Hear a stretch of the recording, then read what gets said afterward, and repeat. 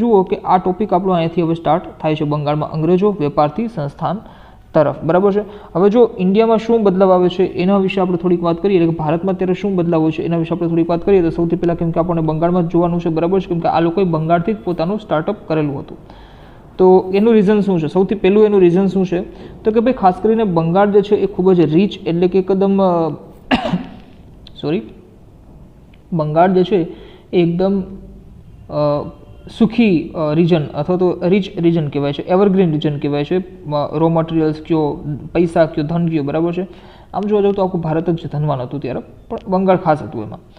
હવે કેમ કે એનું રીઝન શું તો કે ભાઈ તમે જુઓ બંગાળનું તમે થોડુંક જિયોગ્રાફિકલ લોકેશન તમે જુઓ તો ત્યાં કેમ કે ત્યારે બાંગ્લાદેશ, બંગાળ બધું એક જ હતું, બરાબર, બિહાર, બંગાળ, ઓડિશા, બાંગ્લાદેશ, ત્રિપુરા બધું એક જ હતું વસ્તુ। હવે ત્યારે આપણને ડેલ્ટા રીજન મળતો હતો, સુંદરબનનો ડેલ્ટા રીજન, બરાબર છે। તો એ ડેલ્ટા રીજનમાં ખાસ કરીને કાચા માલની